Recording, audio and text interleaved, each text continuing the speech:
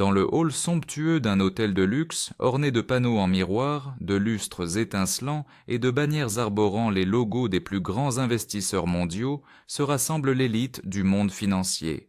Une transaction historique doit avoir lieu aujourd'hui. L'une des entreprises technologiques à la croissance la plus rapide s'apprête à faire son entrée sur la scène internationale en signant un accord avec une influente famille de milliardaires.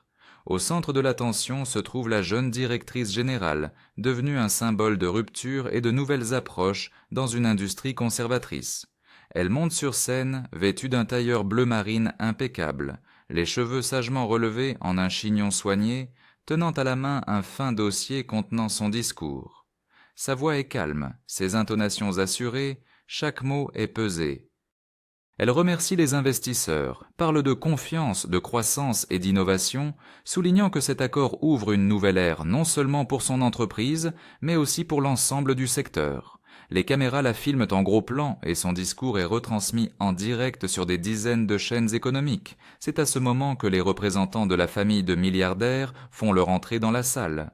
En retard, de manière ostentatoire, l'aîné d'entre eux, un sourire narquois et glacial aux lèvres, s'empare du micro sans y être invité. Il jette un regard à la jeune femme et lance avec un rictus nonchalant. C'est charmant de voir un tel enthousiasme, surtout chez de si jeunes spécialistes, mais j'espère que nous parlerons d'affaires concrètes et non d'inspiration. Un léger rire parcourt la salle, aussi gênant qu'un coup de fouet. Elle reste debout, ne montrant ni surprise ni irritation. Le second représentant de la famille ajoute « Investir près d'1 milliard est une affaire sérieuse. Sommes-nous certains qu'il ne s'agit pas d'une énième start-up dirigée par une militante un peu trop passionnée ?» Le rire s'amplifie. Les caméras ne quittent pas leur objectif. La femme demeure silencieuse, seuls ses doigts se crispent davantage sur son dossier. Certains dans l'assistance échangent des regards.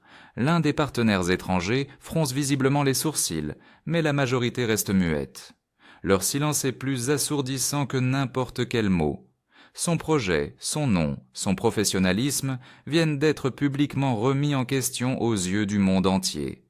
Et personne n'est intervenu. Elle inspire profondément, calmement, et fait un pas en arrière, signifiant qu'elle a tout entendu. La présentation est interrompue.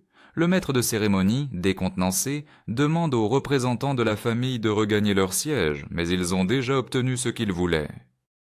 La remettre à sa place, c'est du moins ce qu'ils croient, mais ce qu'ils ont pris pour de la soumission n'était qu'une pause avant la tempête. La soirée est avancée. Le bureau temporaire des organisateurs du forum, situé dans une aile séparée de l'hôtel, est plongé dans le silence. La plupart des invités sont partis, et ceux qui restent discutent des événements dans des salons privés, en sirotant des boissons coûteuses. Dans l'une des pièces se trouve la jeune directrice générale. Elle porte toujours le même costume strict, mais la veste est maintenant déboutonnée et ses cheveux légèrement en désordre. Aucune larme, aucune colère sur son visage, seulement un silence lourd et profond dans ses yeux. Elle est assise sur un canapé en cuir, penchée sur son téléphone. À l'écran, un court extrait vidéo de la retransmission, le moment où le milliardaire lui prend le micro et prononce sa phrase condescendante « J'espère que nous parlons d'affaires concrètes ». Elle revoit ce passage encore et encore. Sans cligner des yeux, presque sans respirer, seuls ses doigts se serrent plus fort. À sa gauche, près du bar, son adjoint parle de la nécessité de contacter la presse, de préparer une déclaration neutre, de rassurer les investisseurs, de convaincre les analystes qu'il ne s'agissait que d'un incident. Il parle avec assurance, rapidité, professionnalisme, mais elle ne l'écoute pas. Dans sa tête résonne encore la voix moqueuse du milliardaire et le rire de la salle. Elle détourne les yeux de l'écran, se tourne vers son assistant et demande à voix basse « Penses-tu la même chose ?» Il ne comprend pas tout de suite. « Penses-tu aussi que je suis une jeune militante incapable de gérer 1 milliard ?» Il veut protester, mais son regard est dur, scrutateur. Il se tait. Elle détourne le regard, se lève, passe devant lui pour se diriger vers la baie vitrée derrière laquelle scintillent les lumières de la ville. Dans son reflet se lit tout ce qu'elle contient, la douleur, la rage, l'humiliation, mais aussi la force, l'obstination, la détermination. Elle pose son téléphone sur le rebord de la fenêtre, retire lentement sa veste et la jette sur un fauteuil. Puis elle prend sur la table le contrat, celui-là même, près de 900 millions, et le regarde. Les feuilles bruissent dans le silence tandis qu'elles tournent lentement les pages. Un représentant de l'équipe juridique entre dans la pièce, un dossier pressé contre sa poitrine. Il commence à parler des derniers amendements à l'accord, mais elle lève la main. « Arrête, dit-elle calmement. Annule la réunion de demain. Il n'y aura pas d'accord. » Le juriste est abasourdi, c'est une catastrophe. En êtes-vous certaine? Elle se retourne vers lui. Je suis certaine d'une chose. Ils ont cru pouvoir m'humilier devant le monde entier et que j'allais quand même venir leur serrer la main, qu'ils sachent que je ne suis pas à vendre. Sur ces mots, elle prend le contrat et déchire la première page en deux, lentement, avec une concentration glaciale. Le silence devient sépulcral. L'assistant n'ose prononcer un mot, le juriste reste bouche bée. Elle ne regarde plus par la fenêtre, elle regarde en elle-même, et là, il n'y a plus de peur, seulement une volonté de faire. Au cœur de la nuit, le siège de l'entreprise, situé dans le quartier des affaires de la métropole, n'est éclairé que par quelques lampes de bureau et la lueur des écrans d'ordinateur. La plupart des employés sont partis, mais dans la salle de réunion du dernier étage, derrière des portes en verre, règne encore une tension palpable. La directrice générale se tient debout devant une longue table. Face à elle, les membres du conseil d'administration, le directeur financier, le directeur juridique, le responsable des risques et quelques actionnaires principaux, convoqués d'urgence pour une réunion de crise. L'atmosphère est lourde, l'air semble chargé d'électricité. Sur la table sont disposés des dossiers contenant le contrat, des présentations avec des prévisions de rentabilité, des impressions des profits attendus et des graphiques de croissance. Sur un écran, l'enregistrement vidéo de son intervention, mise en pause au moment de l'humiliation. Elle ne parle pas tout de suite. Pendant quelques secondes, elle les regarde tous, un par un, droit dans les yeux. Puis elle prononce lentement « Je vous ai convoqué pour vous informer que l'accord avec la famille Lefebvre est rompu. » Une tension immédiate parcourt la pièce. Certains haussent les sourcils, d'autres se penchent en avant, prêts à contester. Le premier à prendre la parole est le directeur financier.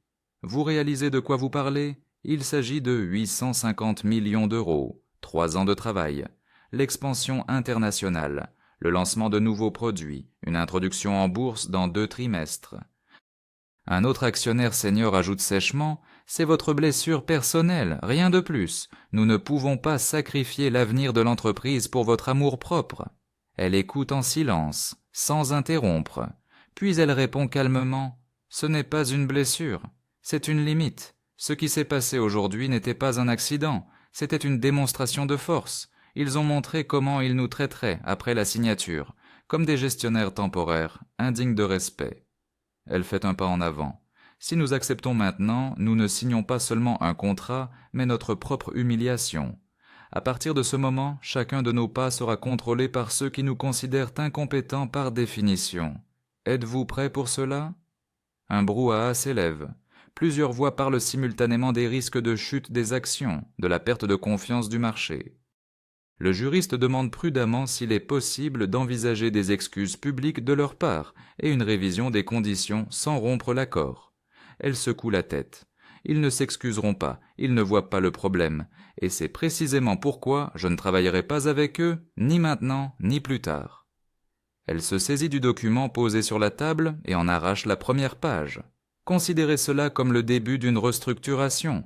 Nous trouverons de nouveaux partenaires. Oui, nous perdrons du temps, mais nous gagnerons bien plus. Le contrôle de notre propre réputation et le droit d'être entendu. Un membre du conseil qui était resté silencieux jusqu'alors, un ancien PDG d'un certain âge, se tourne vers elle. Il lui demande doucement si elle en est sûre, et elle le regarde droit dans les yeux. Plus que jamais. La pièce se calme progressivement. Le silence devient un assentiment. La décision est prise. Le contrat qu'il était impossible de refuser gît maintenant dans une corbeille, et personne n'osera dire qu'elle a cédé. Elle a choisi une perte financière au nom d'un principe, et c'est précisément ainsi qu'elle a sauvé son entreprise d'un asservissement total. Le matin, les réseaux sociaux, les fils d'actualité, les portails économiques, tous arborent les mêmes titres. Une PDG annule un accord de 850 millions après une humiliation publique. Scandale au forum. Qui a osé défier la famille Lefebvre? Une femme contre 1 milliard. Héroïsme ou folie. Son nom est en tendance, son visage sur les couvertures des magazines d'affaires. Son geste est débattu, non seulement par les analystes et les journalistes, mais aussi par les internautes. Certains messages expriment admiration et soutien. Enfin, quelqu'un qui montre les dents, c'est le visage de la nouvelle ère du business. D'autres sont critiques et méprisants. Les émotions en affaires mènent à la ruine. Elle a détruit l'avenir de son entreprise par orgueil. Au sein des bureaux de l'entreprise, les réunions sont intenses. Le département des relations publiques gère chaque nouvelle, prépare des réponses, surveille la réaction du public. Le département financier évalue les risques et revoit les objectifs trimestriels. Mais au centre de cette tempête, elle est calme, assise dans son bureau, sans agitation superflue. Devant elle, une tasse de café fort, son ordinateur portable et ses notes personnelles. Le téléphone sonne sans cesse. La presse, les investisseurs, les partenaires, les amis, les détracteurs. Elle répond de manière sélective. À midi, le rédacteur en chef d'un influent magazine économique vient la voir. Une interview sur invitation personnelle. La caméra est allumée, l'éclairage réglé, le journaliste est prêt. La première question est directe. Pourquoi avez-vous décidé de renoncer à un accord que vous prépariez depuis près de 3 ans ? Elle regarde droit dans l'objectif, elle parle calmement. Je n'ai pas rompu un contrat. J'ai rompu l'illusion qu'on peut tout dire à une femme d'affaires et qu'elle tendra quand même la main. Ils ont parié sur mon silence. Ils ont perdu. Le journaliste précise, mais il s'agissait de près d'1 milliard d'euros. Beaucoup pensent que vous avez fait passer le personnel avant l'entreprise. Elle leur répond, j'ai fait passer l'humain. La réputation d'une entreprise ne se résume pas à des chiffres. Ce sont des principes qui rassemblent les gens. Si nous permettons qu'on nous traite comme des outils, tôt ou tard, tous nos employés deviendront ces outils. J'ai choisi de dire non. Et ce n'est pas une faiblesse. C'est une gestion par la force. L'interview se propage instantanément sur toutes les plateformes. Des extraits sont cités dans les journaux télévisés, les podcasts, les blogs. Dans les débats du soir, les experts se demandent si elle est une idéaliste imprudente ou un génie visionnaire. Derrière son acte, on commence à voir non seulement de l'émotion, mais aussi une stratégie. Le refus d'un capital toxique au profit d'une croissance durable. Elle est invitée à des forums, dans des clubs de femmes d'affaires, et les analystes revoient à leurs prévisions. Une semaine a passé. Dans les bureaux de l'entreprise, où régnaient récemment la tension et l'anxiété, le rythme de travail se rétablit progressivement. Mais l'atmosphère n'est plus la même, elle est devenue plus saine, plus vive, plus transparente. Les réunions matinales se déroulent avec une nouvelle énergie, les employés travaillent avec un élan intérieur, comme si un poids invisible avait été levé. Dans la salle de réunion où le contrat de 850 millions de dollars a été définitivement rompu, ce n'est plus la peur qui règne, mais la confiance. Elle est assise dans cette même salle, mais dans un rôle différent, non plus comme une suppliante face à des milliardaires, mais comme une maîtresse qui dicte les règles. Face à elle, une délégation d'un jeune fonds international. Le dirigeant est un entrepreneur énergique d'une 30aine d'années, avec des idées audacieuses et un regard vif. Il ouvre la réunion par ces mots. « Nous avons suivi votre histoire avec attention. Et vous savez pourquoi nous sommes ici ?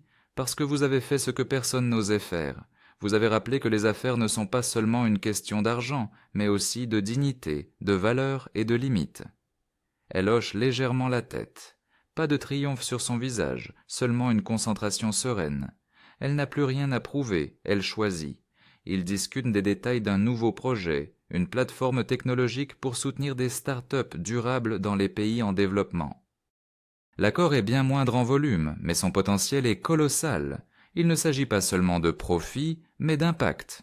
Pas seulement d'un partenariat, mais d'une alliance de personnes partageant les mêmes idées. Au milieu de la conversation, son assistant lui apporte une lettre, un bref message du chef de la famille Lefebvre, des excuses vides et une proposition de reprendre les négociations. Elle ne l'ouvre même pas entièrement. Jetant un coup d'œil au début de la lettre, elle la met de côté, sans changer d'expression. L'un des investisseurs, observant la scène, remarque à voix basse. « Vous savez, ils ont peur de vous maintenant. » Elle sourit pour la première fois de la réunion. La peur est un début, le respect est l'objectif. Après les négociations, elle reste seule dans la salle, s'assoit près de la fenêtre. Le bruit familier de la ville, les voitures, les immeubles de bureaux, les gens pressés. Mais aujourd'hui, ce monde lui semble différent, comme s'il était plus transparent, plus honnête, ou du moins plus apte au changement.